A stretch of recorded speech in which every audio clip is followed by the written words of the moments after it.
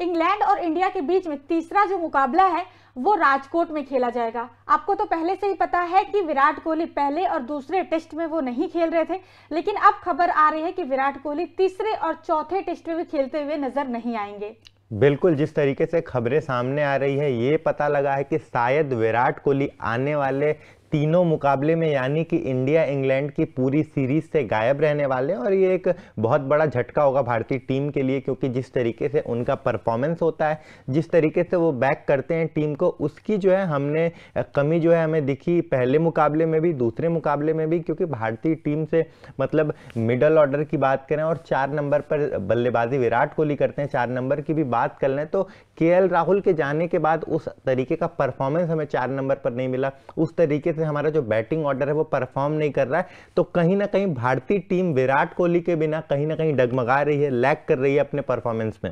बिल्कुल, क्योंकि बीसीसीआई के एक ऑफिशियल ने एक स्टेटमेंट दी है। उन्होंने उसमें बताया है कि विराट कोहली जो है अभी तो फिलहाल अनअवेलेबल है। चलिए एक बार नजर डालते हैं बीसीसीआई ऑफिशियल के इस स्टेटमेंट पर। विराट फैसला करेंगे कि उन्हें भारतीय टीम में कब वापसी करनी है। उन्होंने अब तक हमें सूचित नहीं किया है, लेकिन जब भी वो खेलने का फैसला करेंगे तो उन्हें टीम में शामिल किया जाएगा।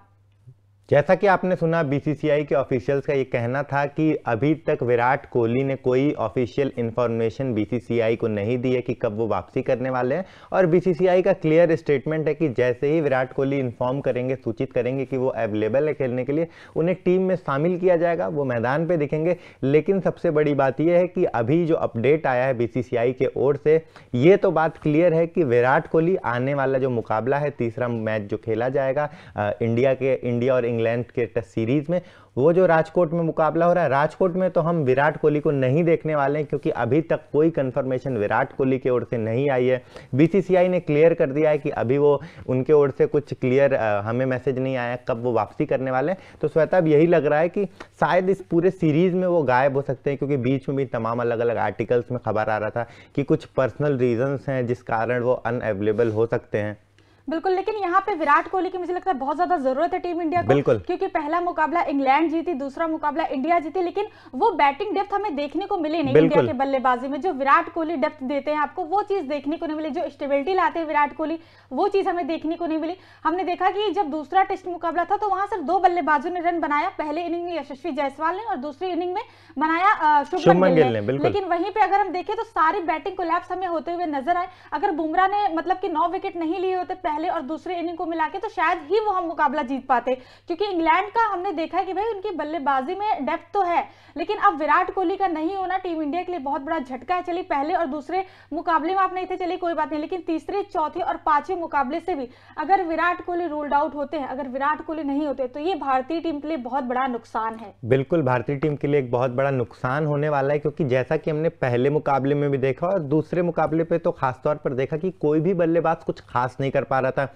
एक इनिंग में यशस्वी जायसवाल ने एक बहुत बड़ा कंट्रीब्यूशन दिया, डबल सेंचुरी बनाई, जिसकी बदौलत एक अच्छे लीड पर इंडिया की टीम पहुंची थी। फिर दूसरे इनिंग में शुभमन गिल का वो सेंचुरी वाला परफॉर्मेंस, जिसकी वजह से भारतीय टीम मुकाबला जीत पाई। लेकिन बाकी जो बल्लेबाज हैं वो हरदम निराश कर रहे हैं, बार बार खराब परफॉर्मेंस कर रहे हैं। और श्वेता, अगर मैं कहूँ भारतीय टीम को किसी ने जीत दिलाए तो ये 2 बल्लेबाज हैं। और उसके बाद जिस तरीके से सभी भारतीय गेंदबाजों ने परफॉर्म किया है, सबसे बेहतरीन जसप्रीत बुमराह, और उसके बाद मुझे लगता है कि अपने जो गेंदबाज है भारतीय टीम के, चाहे पेसर्स हो या स्पिनर्स हो, हर एक गेंदबाज ने कंट्रीब्यूशन दिया। अगर हम बल्लेबाजी में देखें तो सिर्फ 2 बल्लेबाज काम कर रहे हैं, बाकी बल्लेबाज कुछ परफॉर्म नहीं कर रहे हैं, 10 रन, 15 रन, 20 रन ऐसा बना रहे हैं। और गेंदबाजी में अगर हम देखेंगे तो हर एक गेंदबाज ने काम किया, इकोनॉमी मेंटेन की है, 3 विकेट चटकाया, किसी ने 2 विकेट चटकाया। हर एक गेंदबाज जो है आगे बढ़कर अच्छा परफॉर्म कर रहा था। बिल्कुल, और जब विराट कोहली होते हैं तो सामने वाली टीम पे एक प्रेशर भी क्रिएट होता है कि भाई विराट कोहली बल्लेबाजी कर रहे हैं, उनकी विकेट तो हमें चटकानी ही चटकानी। लेकिन अभी विराट कोहली नहीं है, इस वजह से इंग्लैंड पे वो प्रेशर भी हमें नहीं दिख रहा है।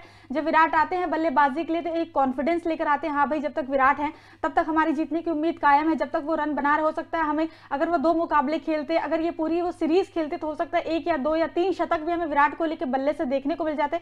लेकिन थोड़ा सा अनफॉर्चुनेट है कि विराट कोहली नहीं है, और हो सकता है कि तीसरे, चौथे और पांचवें मुकाबले में भी विराट कोहली खेलते हुए नजर ना आए। हालांकि खबरें ऐसी आ रही है कि आज बीसीसीआई स्क्वाड का ऐलान कर देगी तीसरे, चौथे और पांचवें टेस्ट के लिए। अगर उसमें विराट कोहली का नाम नहीं होता है तो ये टीम इंडिया के लिए बहुत बड़ा झटका है। बाकी आपका इस पूरी खबर पे क्या कहना है, कमेंट सेक्शन में कमेंट करके हमें जरूर बताएं। और साथ ही साथ तूफान स्पोर्ट्स को लाइक, शेयर एंड सब्सक्राइब करना बिल्कुल भी ना भूलें। है।